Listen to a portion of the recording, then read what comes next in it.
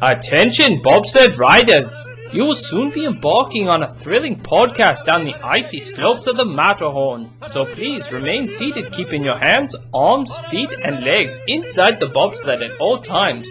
Auf Wiedersehen!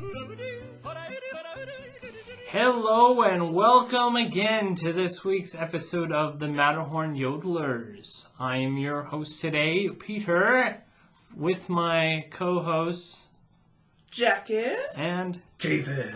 And today we're going to be talking about maps of China. Huh? No, I thought... I like maps, but what? Just wanted to see their faces here.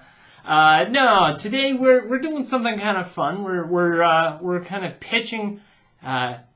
we're pitching our own Disney movies with known Disney characters. Now, in our pre-show planning, we kind of cherry-picked some Disney characters by random-ish. It's kind of silly the way we kind of did it, but we each have at least two characters that we have to incorporate into a movie. Jackie, why don't you tell us which characters you had and your movie pitch? The two characters I had were Mulan and Captain Hook.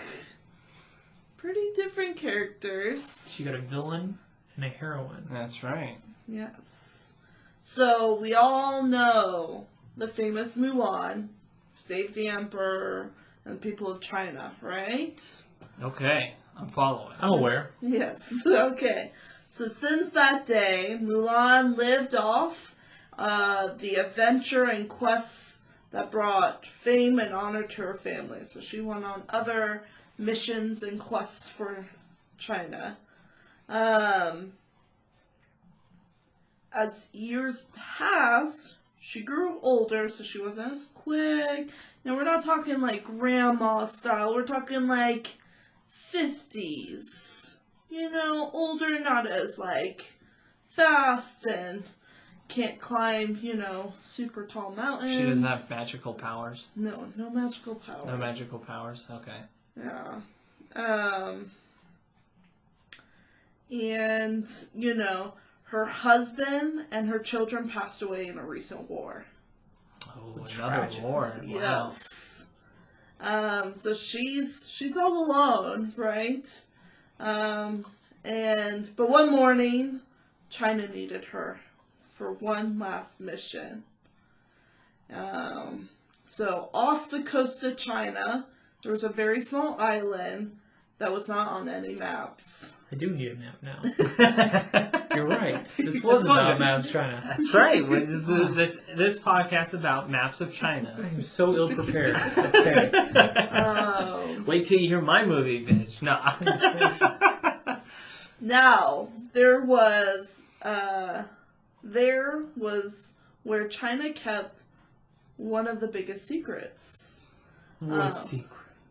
A fairy in which China leaderships were scared because they didn't know the powers the fairy had, was afraid it might curse the land and the people. That's why they put it on an island. And, but they saw the great potential because it's got pixie dust and they don't know what other resources that fairies might have, right? So they sent Mulan to the island to protect the fairy and to get more and gain the fairy's trust. So Mulan lived on this island, get to know the fairy, and she named the fairy Berry. So it's Berry Fairy. The name is courtesy of my husband. So, and one day a young man washed up on the shore, bleeding. Mulan asked, "What's your name?" As he coughed up water, he said, "James Hook." As Mulan saved James' life, she still kept Barry far away, so he doesn't know about the fairy from Mr. Hook, as, she didn't know who he was. And James Hook healed and recovered, and Mulan asked more questions about his journey, and he described that he lived on the sea as a crewman, and he never knew his family, but his temper is his biggest enemy, and that the crew threw him overboard. So Mulan felt bad and sorry for the young man, but as Mulan knew, he could not stay on the island. So does Mulan know English, and then Captain Hook know Chinese? Yeah. I'm just curious. Yes. Yeah. There's a Disney translation. Okay. It's like Star Trek. Everyone Yes. speaks the same language. Yeah. Okay. Yeah. So, like, Mulan knew he couldn't stay, right? Because he could discover Barry the Fairy. Barry the Fairy. Barry the Fairy. So Mulan assisted him with gathering food and gave him her ship, knowing that it would leave her stranded on this island. He would leave the next morning, but that night, James Hook heard something in the trees that he'd never been before. So he went towards the sound and saw the most beautiful thing, Barry the Fairy. All right. I'm thinking of a miniature Fruit of the Loom character. So he was amazed and saw that she could fly and had these magical powers of, with pixie dust. I just picture it with a big muscular voice like, I'm Barry the Fairy. So,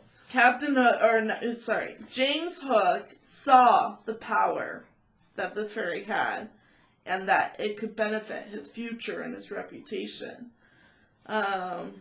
So, as he was about to take the fairy, Mulan saw Mr. Hook with the fairy and knew that he could not leave this island anymore.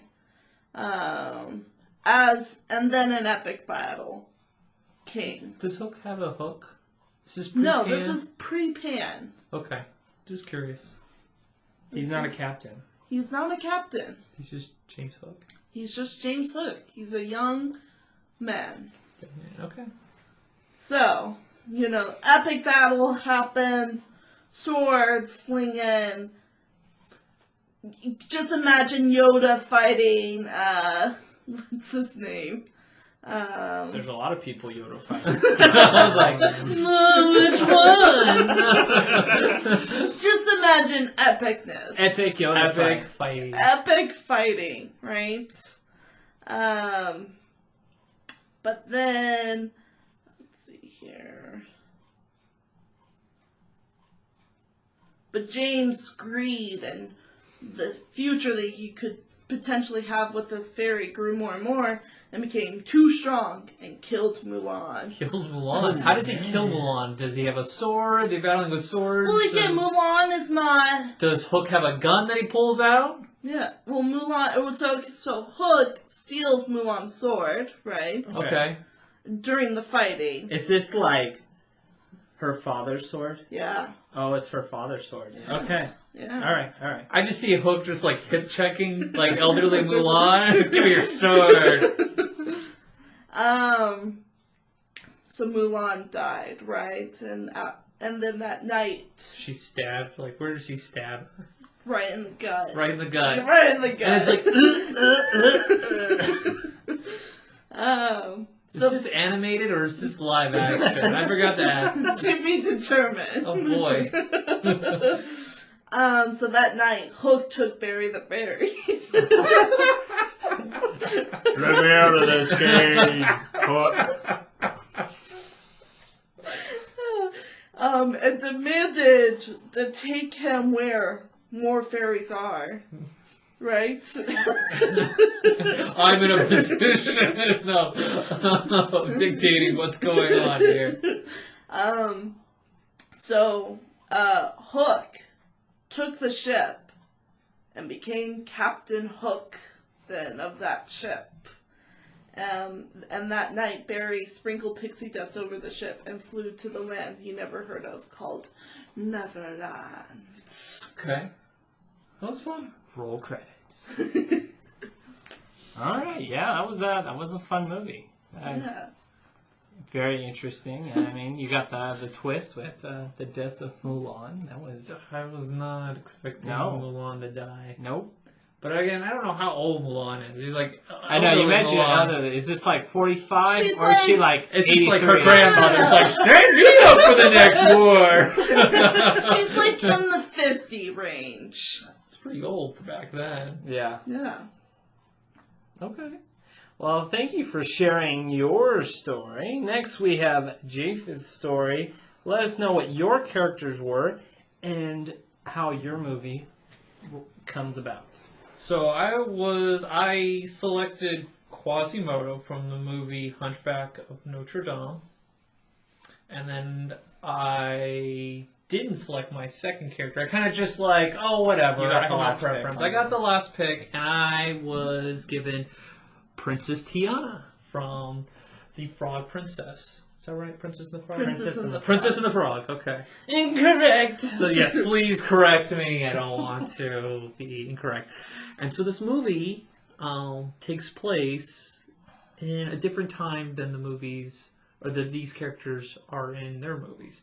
So it takes place, the first scene takes us to a post-Civil War time period. Okay, so we're going kind of outside the realm of the movies, Yes. and creating a new sort of timeline-ish world. Yes, it's I'm creating a historical fiction Okay, with these characters. Now, are they in their same famous outfits, or are they in with the times? I think they have different costumes. Okay. I mean, they're not wearing spacesuits, so they're fitting in. So the movie first starts with an elderly Tiana, and she's in a rocking chair, just rocking away, and her granddaughter comes up and asks her to tell her story. So she decides to tell her story of how she got her freedom. Because Tiana was born a slave. And so she's going to tell her granddaughter about how she got to the north. And so the story starts with, so she begins her story within the beginning of this story. So we're doing a little inception right here. all right. It starts with Quasimodo, and it starts in a very wealthy Parisian family's home, where Quasimodo is born, and they look at the child, and they don't like what they look. And it's very difficult for them, so they kind of shut him in until he is 5 years old, and he escapes while the parents are having a grand party, and this high society is appalled at what they are seeing. And so the mother did not want this to happen ever again, so they ship off Quasimodo to a family plantation in New Orleans. So just north of New Orleans, Okay. you have Quasimodo going there, where he's put to work by his uncle at the LaLaurie plantation, where he's not allowed in the house. He's got his own little shed by the servants or the slave quarters, and he is responsible as he grows up for growing up the garden and the garden plantation. You get the plantation, whether it's for commodities, and then you have the personal home garden. So he's in charge of that, and he's in charge of hunting. So he learns how to hunt and track and go out and forage and bring food to the house. So he's got some skills behind him, not just him being able to ring a bell. Correct. He's no longer he is no bell ringer. He's put to work, and he's not accepted by the white culture, but as a result, he's this 5-year-old that is stumbled upon, or he's thrown into this serving class, and he is taken in by Tiana's mother. She takes him in and kind of raises him, just hey, I know you're one of God's children. Let's, I gotta raise you up. And so Tiana and Quasimodo kind of grow up together. Tiana's mother worked inside the home. She was a chef, and so Tiana learned how to be a chef with her. Well, the LaLaurie, plantation goes on hard times, and the headmaster, who I envision him like the main character in The Rescuers Down Under. That kind of like... Okay. I just kept thinking, Joanna! Like, you just have... Where my eggs? So I just envisioned this is the headmaster of the plantation, and money has gone hard, just droughts or whatever, and so he's had to sell off Tiana's mother, and so over the next years, Tiana's had to become the main cook. And one time, well, Quasimodo was not around the garden, and then there was this shed where they put the food and stuff. Tiana was there, and Master LaLaurie goes in there, and he is attracted to her, so he tries to steal a kiss, demands the kiss, Scandalous. and it is, and Tiana pushes away, no, I can't, I don't want it, and LaLaurie is just you have to, it's I own you, you need to give me this. And she refuses, so he pulls out a whip, and Quasimodo's he had been whipped by him, because he demanded perfection from him and treated him like he was a monster, and so he told her, don't do it, she's innocent. How old is Quasimodo? I would say the same character age. Okay. That we know them from their Disney movies. So I envision them in those age groups where they're in their 20s, kind of. And so at this point, Quasimodo, as LaLaurie, pulls back his whip, Quasimodo grabs that whip and pulls it and knocks out LaLaurie. At this point, there's a panic of oh no, I've done something. He's going to kill me because I have knocked him out. I've undermined his authority. I'm at his mercy of being here, and he's got such low self-esteem. He's treated like, a nobody. This person that kind of just floats through space. So he doesn't know where his place is, and he doesn't know where he can go. So he knows Tiana's in trouble because he's seen what's happened to, other slaves that have acted up. So at this point, Quasimodo grabs, he's we gotta go. Oh, we'll go. We'll just need to leave here, And Tiana's I heard we go north, we're free. And so they leave the plantation in a rush. LaLaurie has been tied up and put in a box, a cabinet, but they know that's not going to last forever. Eventually, someone's going to find them. Mm-hmm. So they escape, and so as they're escaping, they're we're just going to go up north. We're just going to keep going. We just have to escape. And as they're going, they're a couple days in, LaLaurie is on the hunt and is cornering in on them until they bump into Harriet Tubman. Ooh. And so Harriet Tubman she, helps them escape being captured at this point. And so they go on, telling them, they share their stories, and Harriet Tubman goes, okay, we're going to go up north, I'm going to get you out of here. And so as they go through this adventure, Tiana is trying to, as she's going up north, she goes, I want to find my mother. And Quasimodo goes, I've heard, and I don't know where it is because he's not educated, that she's at this plantation because he was on these hunting parties and had overheard where she had gone. And Harriet Tubman helps them find Tiana's mother on the way. And as they find Tiana's mother, LaLaurie is there because he's well, if they're going to go anywhere, they're going to go find their mother. That's because where else am I going to go to try to find them? So they get there, they're cornered. Harriet Tubman was kind of there, but not there at the plantation, kind of floating out there because she was on this side mission. And at this point, Harriet Tubman saves them from, again, from this trouble. And Harriet Tubman's able to direct them up north. They make it there.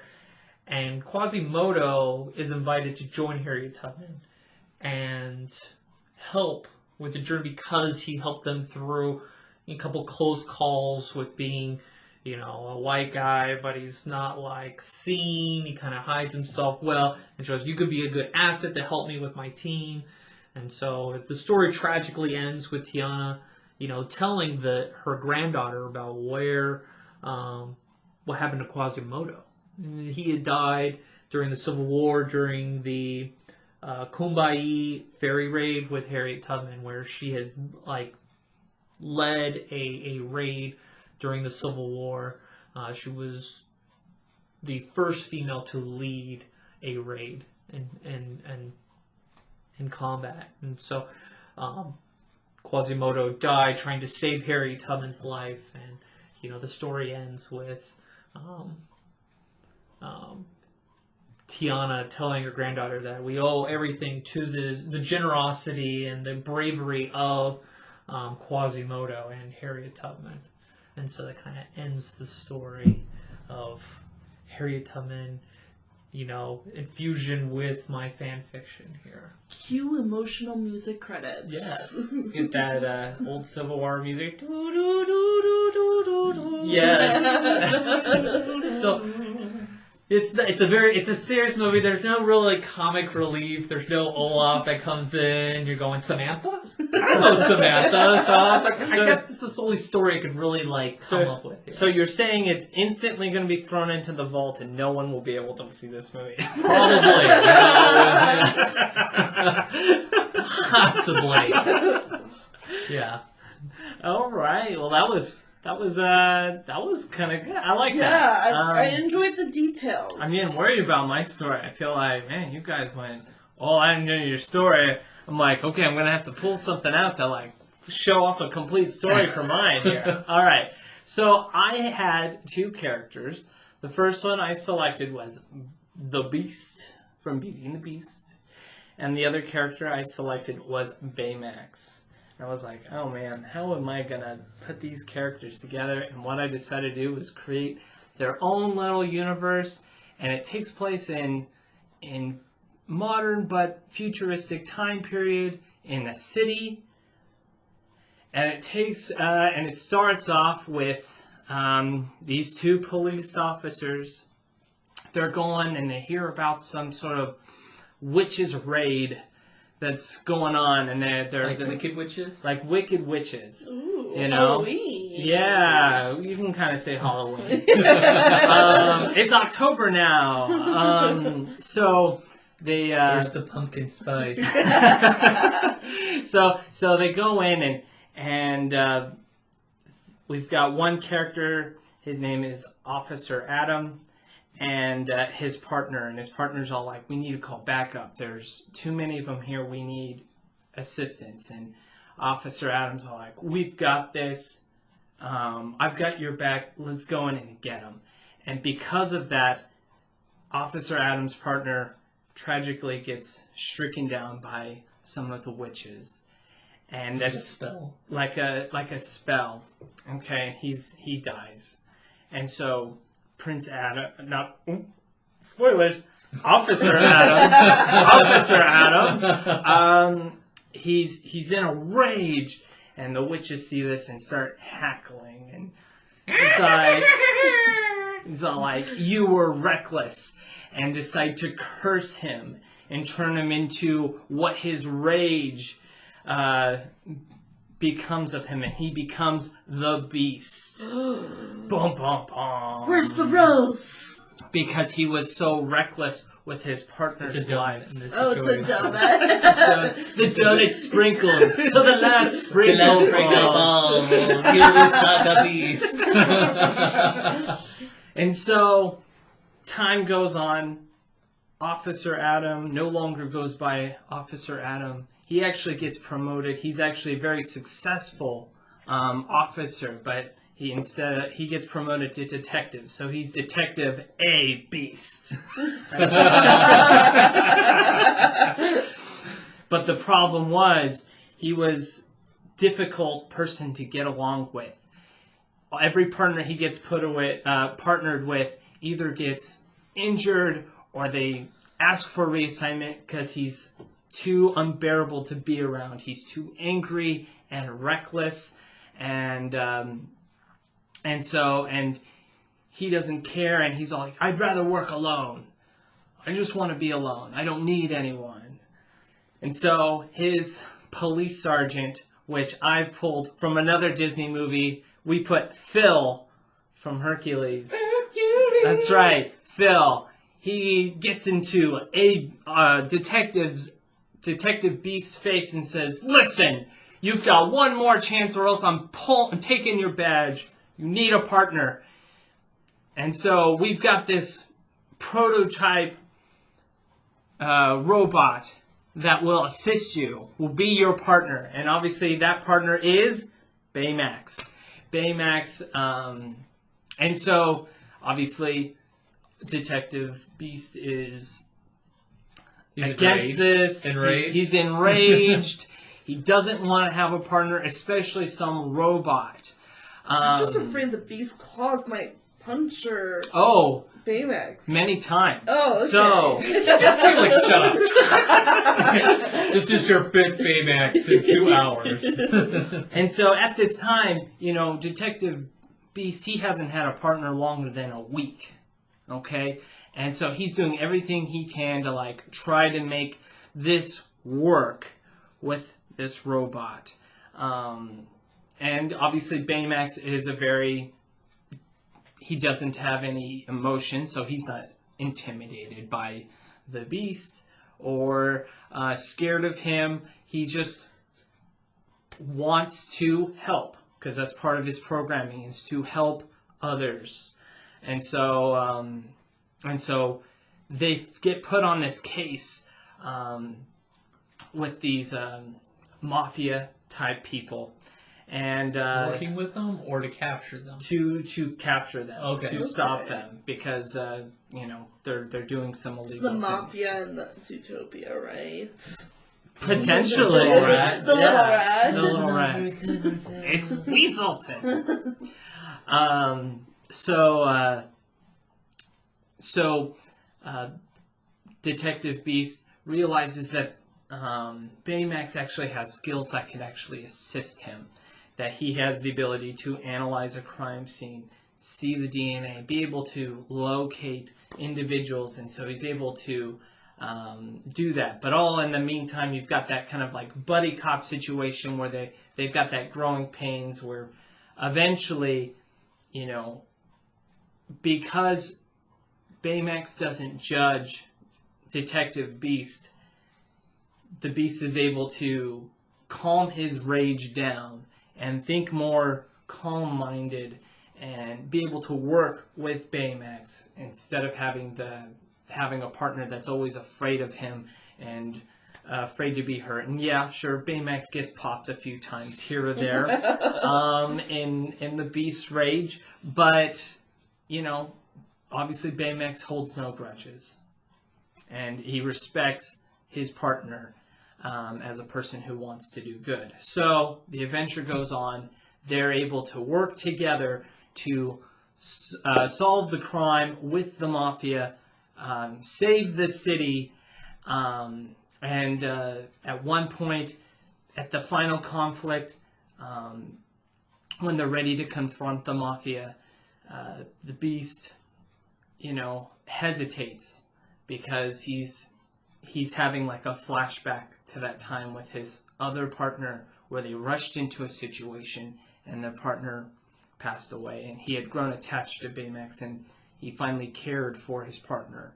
But Baymax reassured him. Take a bullet for him? Baymax goes right through him. Goes right through. Baymax reassured him and says, we need to help.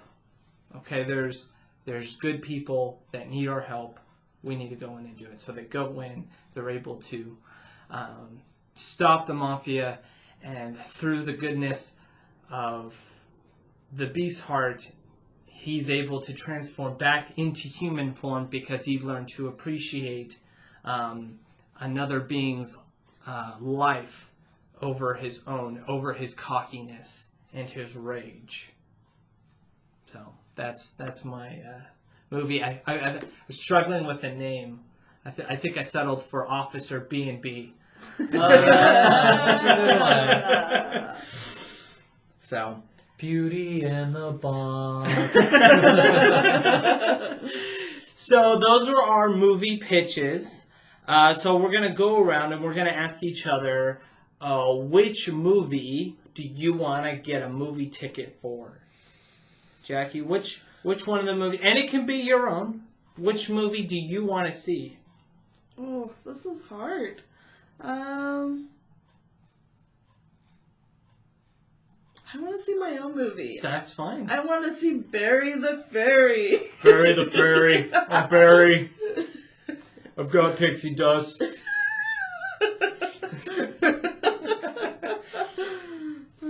Think of the dad from Deadpool 2. Oh. Do you have any superpowers? No. It's just all fire. I just think it could be funny, so. All right. Well, Japheth, what movie would you like to get a movie ticket for?